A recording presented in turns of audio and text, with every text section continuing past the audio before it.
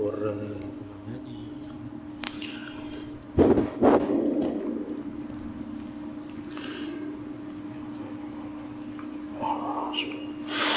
Assalamualaikum warahmatullahi wabarakatuh.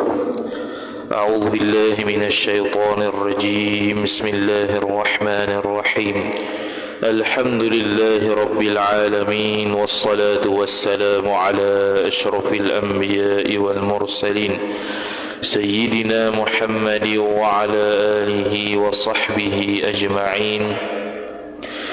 Subhanaka la ilma lana illa ma 'allamtana innaka antal alimul hakim. ولا حول ولا قوة إلا بالله العلي العظيم. رب اشرح لي صدري ويسر لي أمري واحلل عقدة من لساني يفقه قولي وسدد لساني واهد قلبي بحق نبيك محمد صلى الله عليه وسلم. اللهم أغننا بالعلم وزينا بالحلم وأكرمنا بالتقوى وجملنا بالعافية. نوينا التعلم والتعليم والتذكر والتذكير والنفع والانتفاع والإفادة والاستفادة والحث على التمسك بكتاب الله وسنة رسوله صلى الله عليه وسلم ودعاء إلى الهدى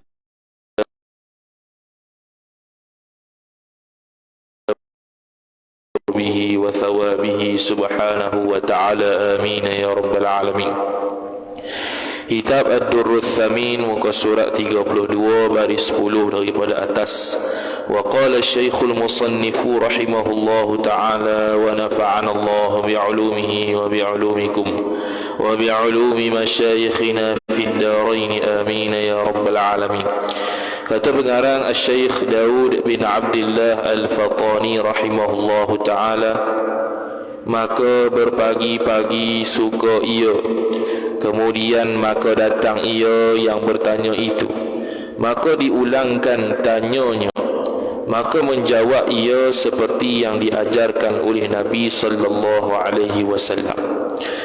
Masih lagi sambung dalam cerita berkenaan dengan Nabi Khadir alaihi salam berjumpa dengan Syekh Ibnu Syajari, yang mana ketika Ibnu Syajari rahimahullahu ta'ala mentafsirkan dan menerangkan dan mengajar ayat tentang kullu yawmin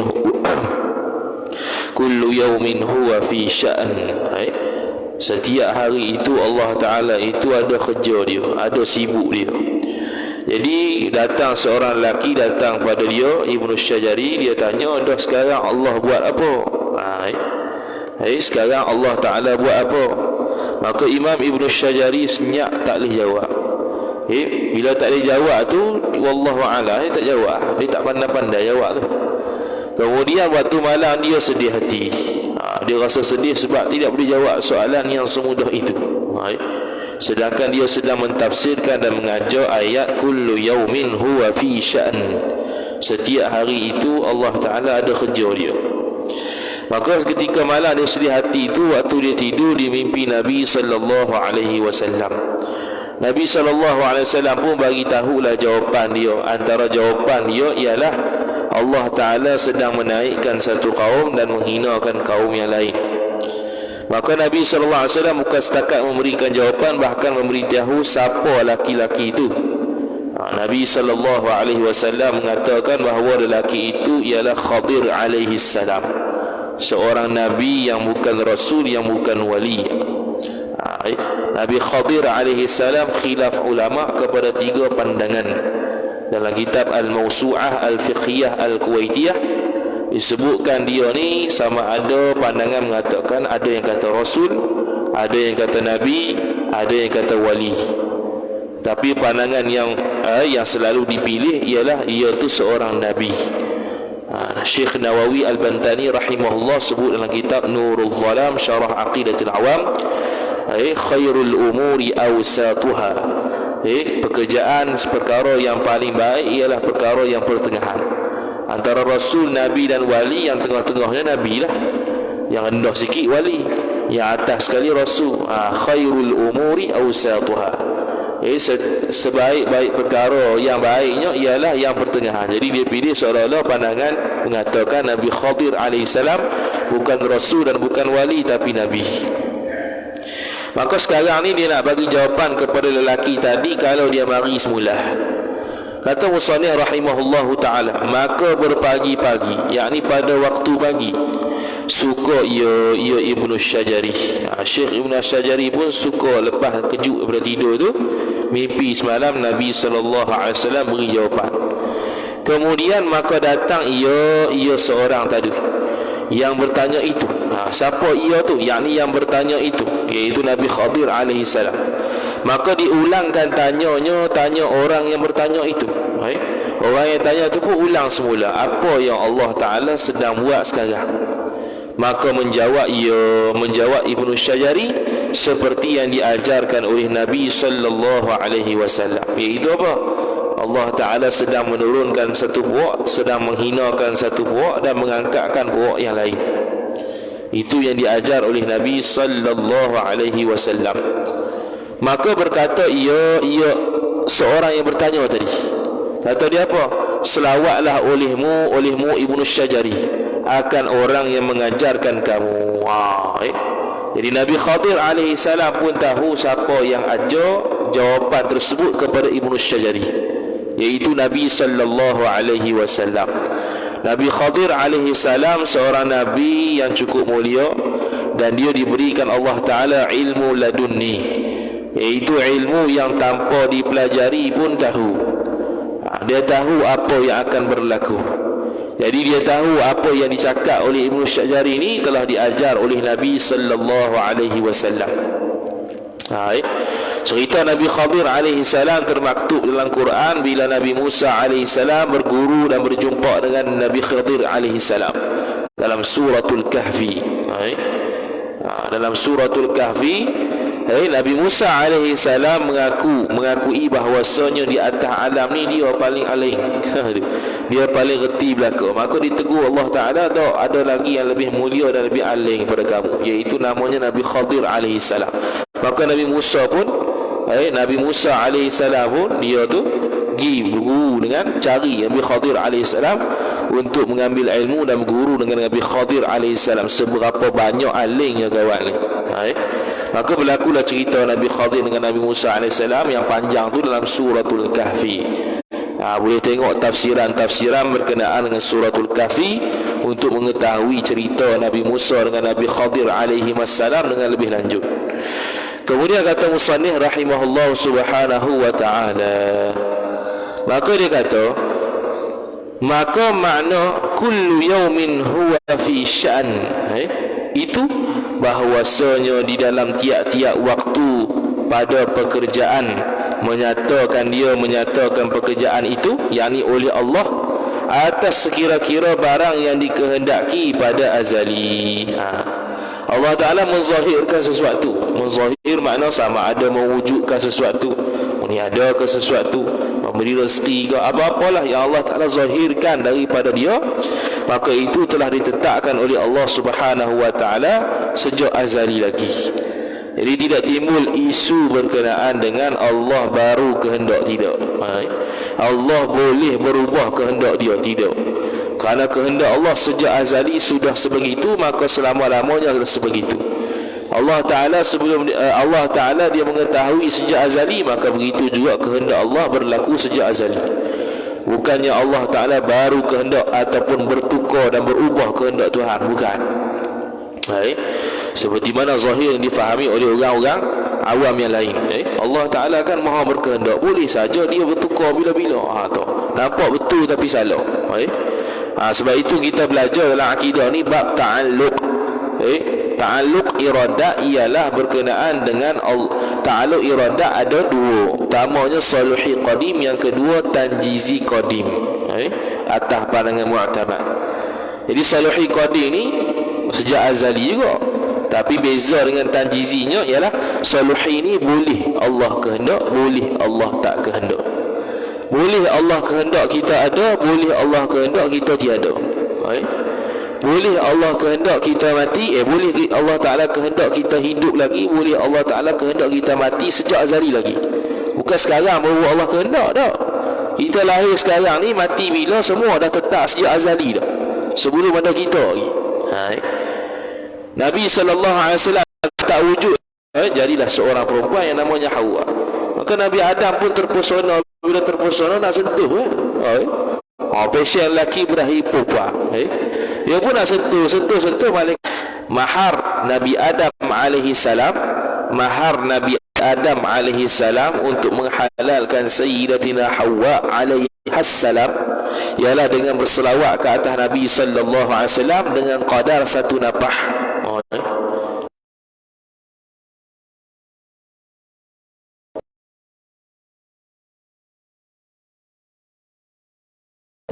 Senapah barulah halal Sayyidatina Hawa alaihi salam kepada Nabi Adam alaihi salam. Mana Nabi Adam alaihi salam sudah kenal Nabi sallallahu alaihi wasallam sejak dulu lagi. Cuma Nabi tak hidup lagi dan tak dicipta lagi. Kemudian kata musannif rahimahullah subhanahu wa ta'ala, maka dia kata dia seperti menghidupkan dan mematikan dan mengangkatkan dan menghinakan. Mengangkat menghina ni bagi buat tertentu lah. Dan mengadamkan, mengadam makna meniadakan, dan memperkenankan pinta hamba. Itulah setiap hari Allah Ta'ala buat, yang mana semua tu selari dengan kehendak Allah sejak azali. Allah Ta'ala nak meniadakan orang, Allah Ta'ala nak menghidupkan sekian-sekian, nak mematikan sekian-sekian, nak beri rezeki, semua telah tetap sejak azali. Cuma tinggal berlaku sahaja hasil kudrat Allah Subhanahu wa Ta'ala.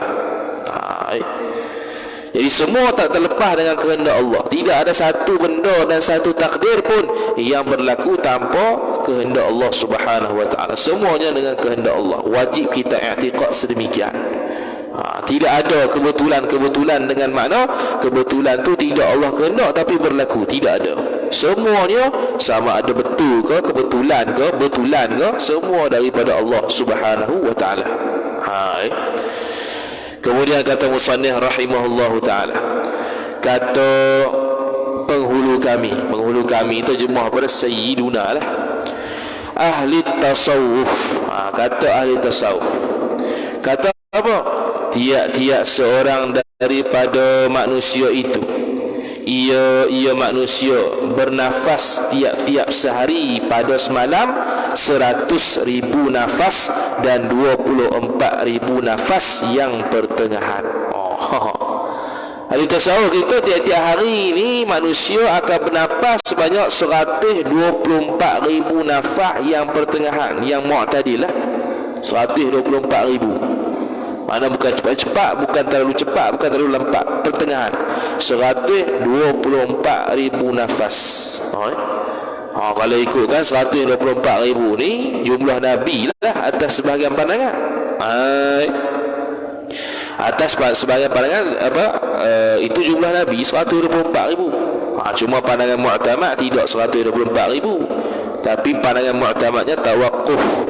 Tak tahu wallahu alam hakikat sebenar berapa jumlah Nabi. Cuma yang wajib kita i'tiqad secara tafsil, secara terperinci 25 sahaja, iaitu Nabi Adam sampai Nabi sallallahu alaihi wasallam. Dengan makna kalau engkar salah satu daripada 25 ni boleh jatuh kufur. Adapun yang berlaku khilaf, itu tak ada masalah. Contoh Nabi Khadir, aku tak mau pegang dia ni rasul, dia ni wali. Dia ni rasul, dia ni nabi, tapi aku berpegang kata dia ni wali. Tak apa. Sebab apa? Sebab dia khilaf. Ni yang ijma' dah, yang sepakat dah, yang sebut dalam Quran secara mutawatir qat'i, tidak ada khilaf. Dzulqarnain, ada yang kata rasul, ada yang kata nabi, ada yang kata wali.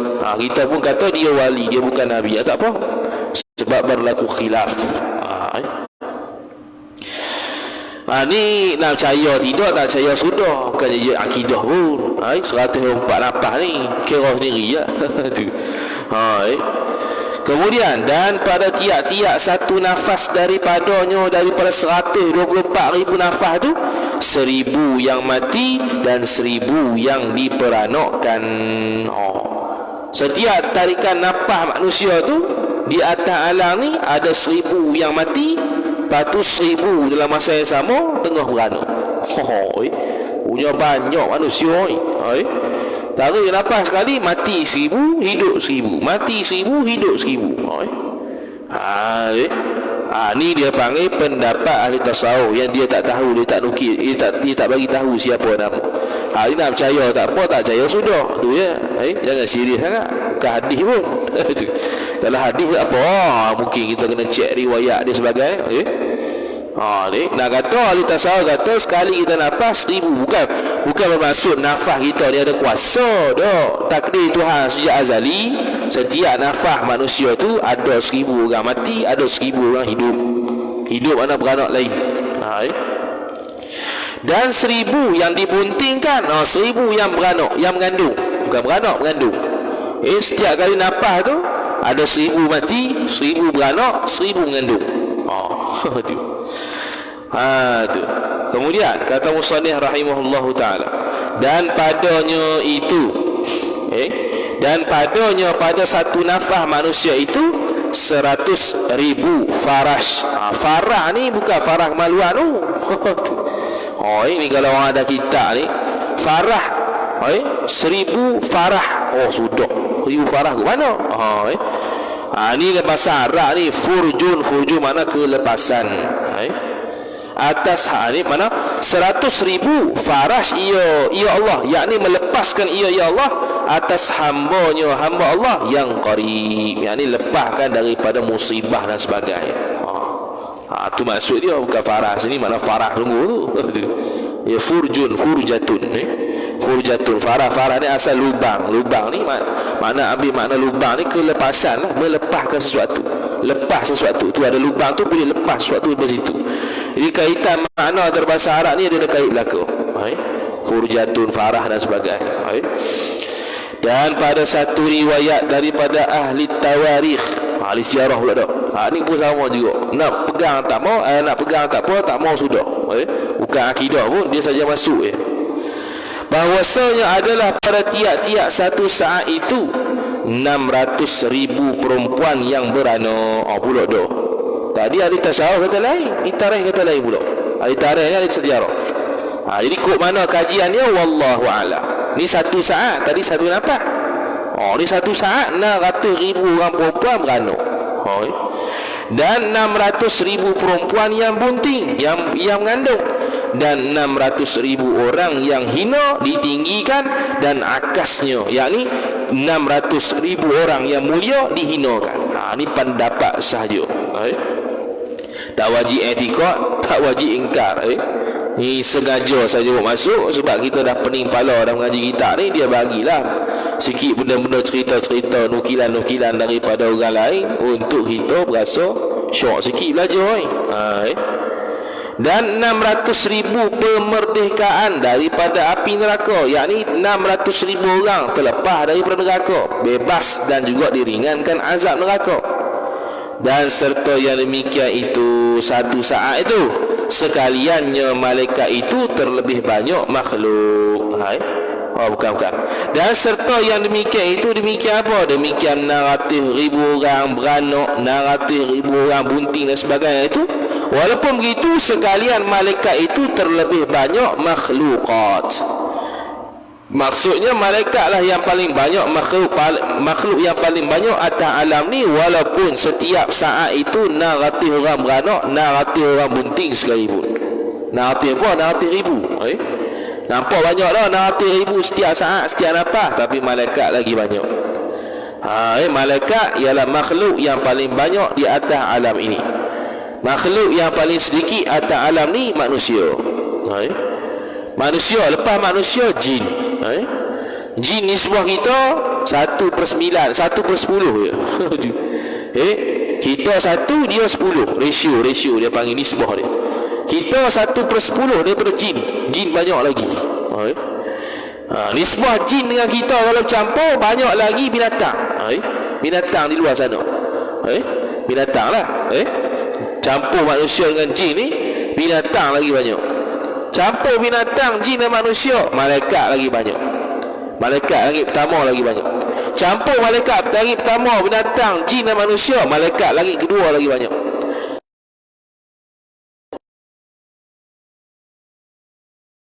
yang pada langit ketiga lagi banyak. Campur langit yang ketiga, kedua, ke satu, manusia, binatang, jin, malaikat yang pada langit keempat lagi banyak. Gitulah sampai langit ketujuh. Mana malaikat yang paling banyak di atas alam ni. Kemudian kata musannif rahimahullah, dia sebut dah lagi. Baru kita sebut, dia sebut dah. Maka sonyo berkata Sanhaji, Imam As-Sanhaji rahimahullah ta'ala, di dalam Kanzul Asrar, nama kitab, bahwasanya anak Adam ni manusia, 1/10, yakni 1/10 bagi segala binatang darat. 1/10 daripada segala binatang darat. Binatang darat macam-macam lah, kucing, anjing apa semua ni. Binatang darat ni semua daripada kita 1/10 daripada dia. Kita 1/10 daripada dia. Kalau ikutkan dia jin dulu, 1/10 daripada jin. Lepas tu campur anak Adam dengan jin, dia tu 1/10 daripada binatang darat. Dan segala binatang dan manusia itu 1/10 burung. Campur pula manusia dan binatang darat. Campur dua ni, dia tu 1/10 daripada burung. Burung banyak lagi. Burung banyak lagi. Dan sekaliannya itu 1/10 hayawan yang di dalam laut. Campur pula manusia, campur dengan binatang darat, campur dengan burung, campur ni semua ni, dia baru 1/10 daripada binatang haiwan di laut. Sebab tu ikan tak habis-habis. Hari ni tangkap ikan, lungut-lungut, isu ada lagi. Sebab apa? Haiwan di laut lagi banyak. Mujur banyak sebab kita nak makan. Kalau kita banyak lagi, dia sikit. Jaga ikan banyak, tak ada. Jadi kalau kita campur manusia, jumlah manusia di atas alam ni, jumlah binatang darat dan jumlah apa lagi? Binatang darat dan juga burung, campur ni, dia baru 1/10 daripada binatang di laut. Tu. Dan sekaliannya itu 1/10 malaikat pada langit yang pertama. Campur pula binatang, campur pula manusia, binatang darat, binatang laut, burung, sama ni 1/10 daripada malaikat yang berada di langit pertama. Dan sekaliannya itu 1/10 malaikat pada langit yang kedua. Campur pula malaikat pada langit yang pertama, manusia, binatang darat, binatang laut, burung, semua ni 1/10 daripada langit malaikat yang kedua. Langit yang pada langit, malaikat yang pada langit yang kedua. Dan demikian lagi hingga sampai kepada kursi dan arasy. Sampai atas tu kali sendiri lah. Mana malaikat yang berada pada langit yang ketujuh ialah kita kalau campur malaikat yang langit yang keenam, malaikat yang berada langit kelima, keempat, ketiga, kedua, ke satu, campur pula dengan manusia, campur binatang darat, campur dengan burung, campur binatang laut, semua tu 1/10 daripada malaikat yang di langit ketujuh. Banyak lagi langit ketujuh. Tu habis. Satu pun sekadar cerita je. Nak percaya tak mau, nak percaya tak apa, tak mau percaya sudah. Tu. Ni baru masuk balik akidah kita ni. Kemudian kata musannif, maka adalah bagi ilmu itu, yakni ilmu Allah, satu ta'alluq jua, satu tugas je. Mana iaitu satu ta'alluq jua tu ialah tanjizi qadim. Kita khabar balik ta'alluq ni ada 3. Ta'alluq tanjizi qadim, saluhi qadim, tanjizi hadith. Qadim ni azali lah. Saluhi ni mana boleh, padan patut, boleh. Tanjizi ni mana berlaku sungguh. Jadi ilmu Allah Ta'ala boleh panggil tak saluhi qadim. Dengan mana apa? Dengan mana kalau ilmu Allah ni sejak azali, okey, betul dah. Tapi saluhi, mana Allah boleh tahu, Allah boleh tak tahu. Gitu tak? Tak boleh. Mana boleh kita sabitkan Allah boleh tahu, Allah boleh tak tahu, seolah-olah syak pada ilmu Tuhan. Macam kita lah, esok periksa, kita boleh jawab periksa, kita boleh tak jawab periksa. Tu saluhi. Sekarang ni kita boleh makan, kita boleh tak makan. Itu soluhi. Boleh tu. Sekarang ni kita boleh buat rumah dengan kudrat kita, kita boleh tak buat rumah dengan kudrat kita. Itu soluhi. Boleh tu. Jadi Allah Ta'ala boleh tahu, boleh tak tahu. Itu je. Tak boleh sabitkan Allah Ta'ala ilmu dia boleh tahu, boleh tak tahu. Tidak boleh, kerana tak tahu. Boleh mensabitkan syak pada ilmu Allah. Itu tak kena. Lepas tu tanjizi qadim. Sebelum tanjizi qadim, tanjizi hadis dulu. Hadis apa dia? Baru. Tanjizi mana? Tanjizi mana apa? Berlaku sungguh. Mana Allah Ta'ala baru tahu. Boleh tak? Tak boleh juga. Mana boleh kita kata Allah baru tahu? Tak boleh. Itu jahil bagi Allah. Mana sebelum Allah tahu, jahil. Itu nisbah makhluk. Bolehlah kita baru tahu. Dulu tak tahu, sekarang baru tahu. Dulu jahil, bila belajar baru tahu. Itu baru tanjizi hadis. Itu kita. Allah Ta'ala tak boleh kita kata Allah baru tahu dia buat ibadat, baru tahu dia baca Quran. Tak boleh. Tapi kalau tanjizi qadim, dengan makna sejak azali lagi Allah tahu belaka dah semua benda, boleh tak? Boleh. Itu yang layak. Sejak azali Allah tahu belaka dah. Itu tanjizi qadim. Kalau tanjizi hadis, Allah Ta'ala tahu belaka tapi baru tahu. Itu tak boleh. Tak kena. Allah Ta'ala tahu belaka bila? Sejak azali. Boleh. Tak ada masalah. Sebab tu dia kata ta'aluk ilmu Tuhan ni satu sahaja, iaitu tanjizi qadim. Iaitu ta'aluk ilmu Tuhan tu inkishaf bagi sekalian yang wajib dan yang mustahil dan yang jaiz, yang harus pada azali. Inkishaf makna nyata. Mana ta'aluk ilmu Tuhan ni nyata sejak azali. Benda yang wajib pada akal, benda yang mustahil pada akal, benda yang harus pada akal.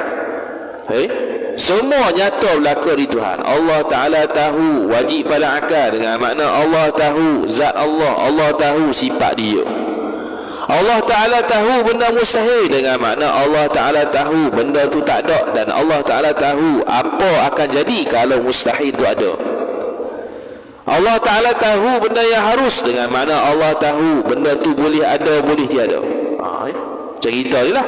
Kita ni harus ada, harus tiada. Allah Ta'ala tahu tak? Tahu. Kerana kita ni passion boleh ada, boleh tiada, maka Allah Ta'ala tahu kita boleh ada, boleh tiada. Dan Allah Ta'ala tahu apa yang akan terjadi pada diri kita, kerana segala perkara yang terjadi pada diri kita juga harus. Tu. Kemudian kata musannif rahimahullah subhanahu wa ta'ala. Tadi ini kisah.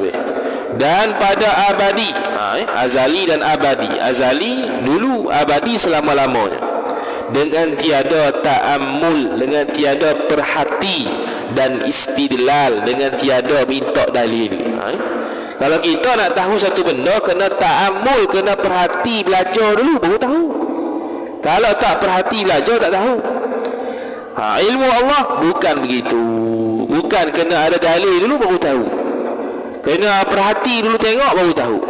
Macam kita contohnya dalam bab ilmu akidah, perlu ada dalil, perlu bersandar pada dalil, barulah dia panggil ilmu, baru dia panggil yakin.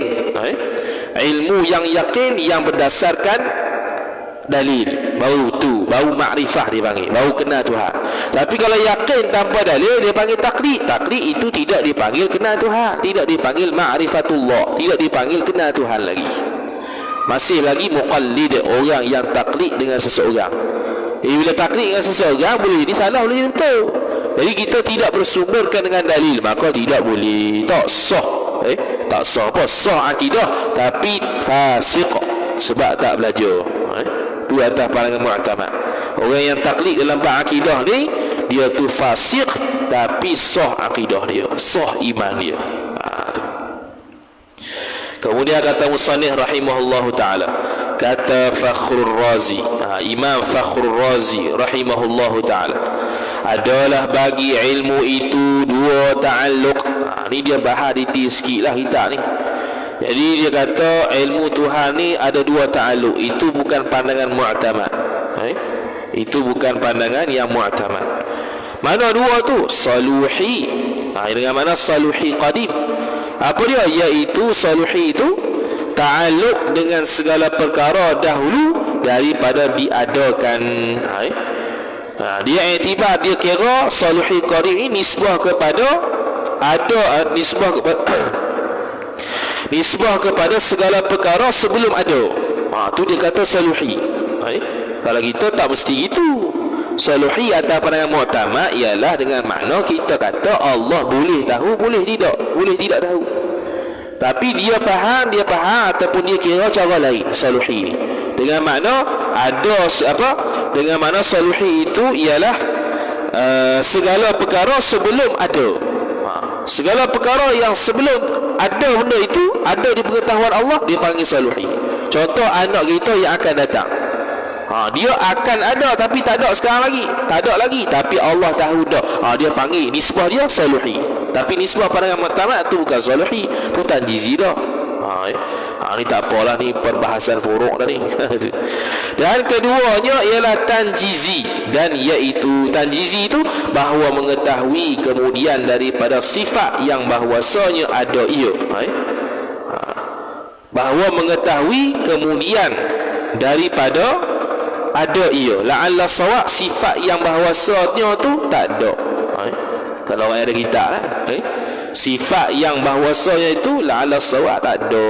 Dia terus gini, iaitu bahawa mengetahui kemudian daripada ada ia suatu. Dengan mana bukan Allah baru tahu dah, Allah Ta'ala tahu benda tu dah ada, seperti mana sebelumnya Allah Ta'ala tahu sebelum dia ada. Itu cara Fakhruddin Ar-Razi. Itu bukan pandangan mu'tamad. Maka sebab tu dia kata, dan kata ini, kata Imam Fakhruddin Ar-Razi, mardud, iaitu ditolak. Itu bukan pandangan yang mu'tamad. Habis sifat ilmu, masuk sifat yang seterusnya. Ke-10-nya hayat. Apa hayat? Arti hayat hidup. Hidup dengan makna penghidup. Dengan sifat penghidup, Allah hidup. Dengan sifat penghidup, Allah hidup. Kita kata dulu sifat ma'ani ni nak membincangkan berkenaan sifat zat Tuhan, yakni sifat yang sabit bagi zat Allah Ta'ala. Jadi bila sifat yang sabit bagi zat Allah, sifat ma'ani ni sahaja sifat yang jenis ada. Selain daripada sifat ma'ani, dia bukan jenis ada, dia sungguh. Jadi sebab itu Syekh Wan Ismail Al-Fatani dia ubah terjemahan dulu kepada terjemahan pada sifat ma'ani. Kuasa, kehendak, pengetahuan, pelihat, pendengar dan hidup. Dengan mana dia satu sifat yang ada di Tuhan. Kalau kata hidup bukan ada. Hidup ni fahamnya. Seseorang tu bergerak, kita kata dia hidup. Itu sifat fi'il, sifat perbuatan. Perbuatan dia jenis hidup. Dia hidup. Sebab apa hidup? Sebab dia berjalan, dia berlari, dia gerak. Maka kita panggil hidup lah.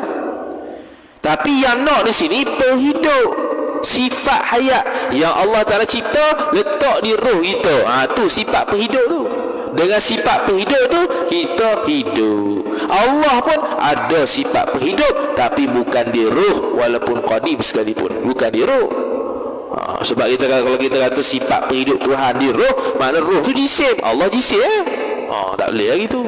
Kita dah belajar dah mukhalafatuhu ta'ala lil hawadith. Allah Ta'ala itu bersalahan dengan segala makhluk. Jadi hayat artinya, arti hayat ialah hidup dengan mana penghidup. Dengan penghidup itu Allah hidup, iaitu hayat itu ibarat, yakni faham daripada sifat yang qadim, yakni sifat, satu sifat yang qadim. Tengok, satu sifat yang qadim, satu sifat yang qadim lagi berdiri. Berdiri mana ada, dengan mana pada zatnya, zat Allah. Sifat penghidup ni ada di zat Tuhan. Kalau hidup tak ada, hidup ni faham. Orang jalan gerak dia panggil hidup lah. Kita faham kata hidup lagi, ingat mati dah. Hidup lagi, ingat mati dah. Tapi yang kita naknya sifat penghidup yang Allah letak di roh kita. Ni sebab kita di roh lah. Khalaqal mauta wal hayata. Allah mencipta mati dan hidup. Lepas tu bila Allah Ta'ala tarik roh kita, yang daripada roh itu ada sifat berhidup, Allah Ta'ala letak sifat namanya mati. Sifat yang namanya mati. Kalau ikutkan sifat mati, sifat berhidup ni lawannya pemati lah. Cuma Syekh Wahid Ismail tak terjemah kerana benda tu tak ada di Tuhan. Jadi tak payah nak dakik, tak payah nak mendalam sangat terjemahan dia. Yang mendalamnya sifat mati sudah. Dengan sifat pemati, matilah kawan tu. Itu asalnya. Sebab Allah Ta'ala sebut dalam Quran, khalaqal mauta. Khalaqa ni cipta. Bila cipta ni benda yang mawjud, benda yang ada. Jadi hayat dengan maut ada. Bila seseorang itu mati, sebab apa mati? Kerana dia bersifat dengan sifat pemati. Allah Ta'ala tarik sifat perhidup, letak sifat pemati, dia pun mati. Habis. Kemudian kata musannif rahimahullahu ta'ala, tiada hidupnya Allah itu dengan nyawa. Bukan. Allah Ta'ala bukan hidup dengan nyawa, kita dengan nyawa. Dan tiada dengan nafas. Allah Ta'ala hidup bukan dengan nafas. Kita kalau tutup mulut, tutup hidung, tak bernafas, mati lah. Allah begitu. Allah bukan begitu. Kerana kita kata laisa kamitslihi syai'. Allah tidak serupa sesuatu. Dan tiada dengan muzaj. Dia ada alif, muzajun. Tu kalau tengok kitab Jawi tu nombor 3, dia kata muzaj. Muzaj ni suhu badan. Yakni dia kata, yakni kejadian yang 4 anasir. Kejadian 4 unsur. Unsur apa dia?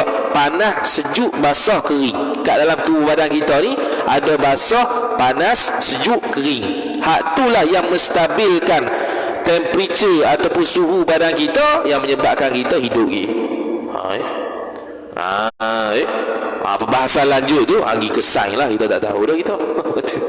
Nak katanya Allah Ta'ala bukannya pesen gitu hidup dia. Dan tiada hidupnya hidup Allah dengan makanan. Kita hidup dengan makan. Tak makan sehari boleh tahan lagi, 2 hari boleh tahan lagi, 3 hari boleh tahan lagi, 4 hari, 5 hari, 6 hari boleh tentui. Boleh jadi Allah Ta'ala takdir tak makan sehari mati dah, boleh dah, boleh jadi. Boleh jadi Allah Ta'ala takdir makan 3 kali mati. Boleh juga. Tu boleh lah kau. Allah Ta'ala Maha Kuasa. Tu. Dan tiada dapat mengadakan suatu dan mengadamkan, yakni meniadakan dia, meniadakan suatu, dan tiada membukakan hakikat satu, yakni suatu, dan tiada pula menunjukkan atas suatu. Silap. Okey. Sekali lagi. Dan tiada dapat mengadakan suatu, yakni tiada dapat mengadakan suatu dengan sifat perhidup. Sifat perhidup bukan mengadakan sesuatu, itu sifat kudrat. Kudrat Tuhan mengadakan sesuatu, bukan kudrat Tuhan. Sifat Allah Ta'ala yang bersifat kudrat itu boleh mengadakan. Allah Ta'ala yang bersifat dengan sifat kudrat boleh meniadakan. Tapi sifat hayat bukan dia jenis meniadakan. Dia bukan mengadakan sesuatu, meniadakan sesuatu kan. Dan tiada membukakan hakikat suatu. Suatu tiada membukakan hakikat suatu. Membuka makna nyata. Dengan makna dia ni, sifat perhidup kita ni bukan macam pendengaran, bukan macam penglihatan, bukan macam pengetahuan. 3 sifat ni, penglihatan, pengetahuan dan pendengaran ni, jenis nyatakan sesuatu. Kalau di sebelah kita, nyata suara di telinga kita, nyata suatu jisim yang berwarna dengan mata kita, nyata satu benda fahaman matematik contohnya dengan ilmu kita. Itu nyata-nyata tu. Jadi sifat perhidup bukan jenis nyata-nyata suatu kan. Tu. Dan tiada pula, yakni tiada pula sifat hayat tadi menunjukkan atas suatu. Ni dipanggil dilalah, memahamkan sesuatu. Seperti kalam, sifat perkata Tuhan. Jadi sifat perhidup bukan untuk memahamkan sesuatu tak. Macam kita nak memahamkan sesuatu guna apa? Guna sifat perkata lah untuk kita berkata-kata. Kita kata apa? Saya nak makan nasi. Orang faham tak? Orang faham. Tapi kalau ada sifat perhidup di kita, orang faham tak kita nak makan nasi? Tak ada. Kalau boleh begitu, orang bisu tak susah hati biar aku bisu, apa? Orang faham tak? Orang faham. Sebab itu kalau tak ada sifat berkata, dia pakai bahasa isyarat sebab nak faham. Akad nikah dengan bahasa isyarat, orang bisu. Tak boleh dah dengan mulut. Boleh lah kalau dia duduk diam itu, dia ada sifat perhidup. akad nikah tu sah. Tak ada. Dia mesti dengan guna isyarat. Kerana isyarat itu ganti kepada sifat perkata yang tiada. Dia bisu Jadi pakai isyarat lah. Isyarat tu menunjukkan satu benda yang dapat difahami oleh orang yang bukan bisu. Dia nak kata dia terima nikahnya. Baru sah. Kalau dia itu sebab apa? Awak tak sah lah. Sebab ada sifat berhidup. Bukan. Sifat berhidup bukan untuk memahamkan orang. Dan dikatakan pada manusia itu mati. Yang ni boleh dikatakan manusia itu mati. Hanya mati tu pada manusia dan binatang lah. Ini contoh, buat contoh manusia. Iaitu mati tu bercerai nyawa daripada badan. Bercerai nyawa daripada badan. Tu maksud mati.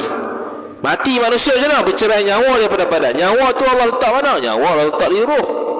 Roh tu diambil siapa? Diambil oleh malaikat maut. Malaikat maut kenapa ambil? Kerana Allah suruh. Tu ya. Malaikat maut ambil mana? Ambil pada ubun-ubun seseorang. Tarik pada situ. Bukan tarik ke mulut, tarik pada ubun-ubun dia. Habis. Wallahu a'lam. Sallallahu wasallam ala sayyidina Muhammad wa ala alihi wa sahbihi wa baraka wa sallam. أعوذ بالله من الشيطان الرجيم. بسم الله الرحمن الرحيم. الحمد لله رب العالمين والصلاة والسلام على أشرف الأنبياء والمرسلين سيدنا محمد وعلى آله وصحبه أجمعين. اللهم زدنا علما وارزقنا فهما. اللهم زدنا علما وارزقنا فهما. اللهم زدنا علما وارزقنا فهما. وصلى الله وسلم على سيدنا محمد وعلى آله وصحبه وبارك وسلم. والحمد لله رب العالمين. والسلام عليكم ورحمة الله وبركاته.